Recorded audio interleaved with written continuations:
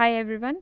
इस वीडियो में हमें देखना है इस गिवन स्टेटमेंट की नेगेशन कैसे फाइंड आउट करेंगे। पर उससे पहले आप ये समझिए कि नेगेशन की डेफिनेशन क्या होती है। नेगेशन का मतलब होता है denial of any statement. If I give you some statement say पी, then you deny that statement. अगर आप उस स्टेटमेंट को डिनाई कर दें तो ये जो डिनायल वाली स्टेटमेंट है ये क्या कहलाएगी? Negation of the above statement, that is negation of P. For example, if I say that all boys are tall, तो आप इसकी नेगेशन कैसे सोच सकते हैं? क्या इसकी नेगेशन इस तरह से होगी all boys are not tall, या फिर all boys are small, या फिर कुछ इस तरीके से बोला जा सकता है कि there exists a boy who is not tall। Actually negation ये होगी there exist a boy who is not tall. ऐसा क्यों? क्योंकि किसी भी स्टेटमेंट को डिनाई करने के लिए, अगर वो स्टेटमेंट हर एक एलिमेंट के लिए होल्ड कर रही है सेट के, उसको डिनाई करने के लिए आपको सिर्फ एक एलिमेंट पे कॉन्ट्राडिक्शन लेकर आनी है। सो अगर एक एलिमेंट पे कॉन्ट्राडिक्शन आ जाती है, एटलीस्ट एक एलिमेंट पे, तो हो सकता है सारे ही एलिमेंट्स पे आ जाए, हो सकता है कुछ फाइनाइट नंबर ऑफ एलिमेंट्स पे आ जाए, हो सकता है किसी सिर्फ एक एलिमेंट पे आए। तो मोर जनरली अगर बात की जाए तो ये स्टेटमेंट बहुत सारे केसेस को कंटेन करती है, और ये वाली स्टेटमेंट तो कह देती है कि सारे बॉयज़ ही टॉल हैं, मतलब सारे ही स्मॉल हैं। तो इस स्टेटमेंट को नेगेशन नहीं कहा जाता है, ऐसी स्टेटमेंट को। तो नेगेशन कैसी बनाई जाती है? किसी एक भी पॉइंट पर आप कॉन्ट्रडिक्शन लेकर आ जाइए, and that is how we make negation, denial of something. Now let's come to these type of questions. अब जो क्वेश्चन गिवन है हमें, उसमें हमें कैसे नेगेशन निकालनी है उस पर ध्यान दो। सबसे पहले की बात, इस तरह की स्टेटमेंट्स को कहते हैं यूनिवर्सल स्टेटमेंट या एग्जिस्टेंशियल स्टेटमेंट्स। यूनिवर्सल यानी कोई इस तरह की स्टेटमेंट अगर आपको गिवन है, स्टेटमेंट है for all x belongs to d, p of x. हर एक्स बिलोंग्स टू डी के लिए देयर एग्जिस्ट, मतलब कोई ना कोई ऐसी पी ऑफ एक्स स्टेटमेंट है जो होल्ड करती है। इसका नेगेशन बनाया कैसे जाएगा? इसका नेगेशन कैसा होगा? फॉर ऑल मैंने बताया किस में चेंज होगा? देयर एग्जिस्ट में, और देयर एग्जिस्ट होगा तो वो फॉर ऑल में चेंज होगा। तो फॉर ऑल तो पहले सबसे पहले चेंज हो जाएगा there exist some x belongs to d में, ठीक है। एक्स डी का ही एलिमेंट है, चेंज आपको किसको करना है? फॉर ऑल को, बस देयर एग्जिस्ट में।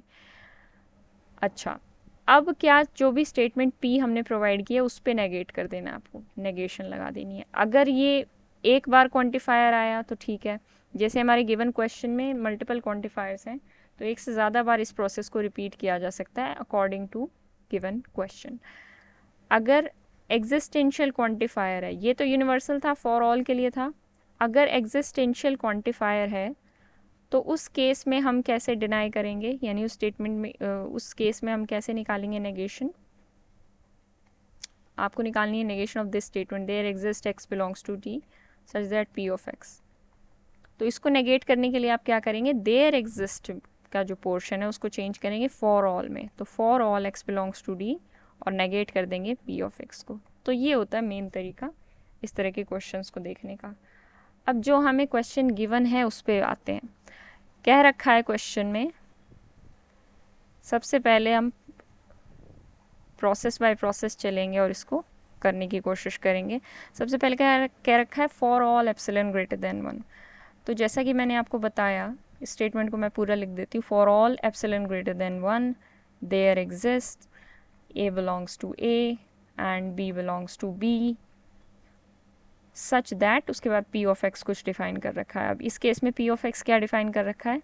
सच that C belongs to C, A minus C less than epsilon, एक second, such that for all C belongs to C, ये बोल रखा है A minus C is less than epsilon and B minus C is greater than epsilon.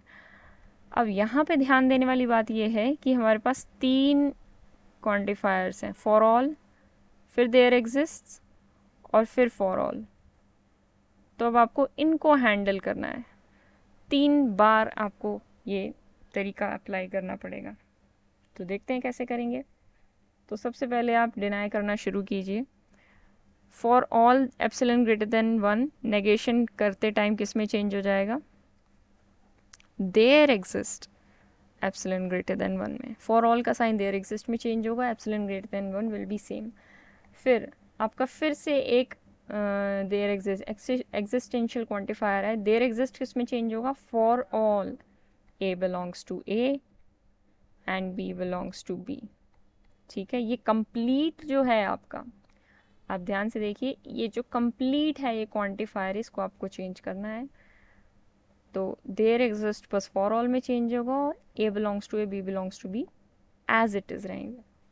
उसके बाद फिर से for all C belongs to C की बात कर रखी है, तो इसमें आपको क्या करना होगा? नेगेशन निकालते time there exist C belongs to सी।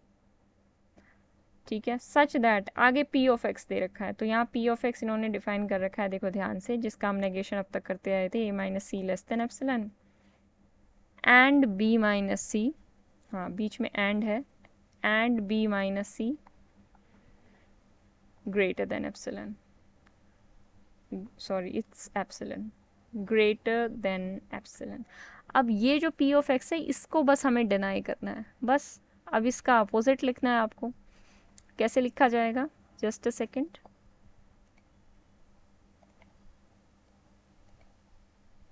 इसका ऑपोजिट कैसे लिखा जाएगा मैं नीचे लिखती हूँ। Such that a minus C is less than epsilon, उसको कैसे चेंज करेंगे आप? उसका डिनाइल कैसे करेंगे? लेस देन एप्सिलॉन का greater than equal to epsilon. And का क्या चेंज करेंगे? और कंप्लीटली चेंज करना है इसको। बी माइनस सी को कैसे डिनाई करेंगे? B minus C less than equal to epsilon को बी माइनस सी greater than epsilon, oh sorry b minus सी ग्रेटर देन एप्सिलॉन है तो b minus C less than equal to epsilon. So this will be the answer.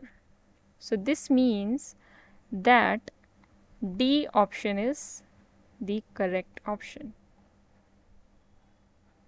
I hope you understood it, and thank you very much for giving your time to this video. If you like it, give it a thumbs up, and if you have still any doubt, you can comment down below. Thank you so much.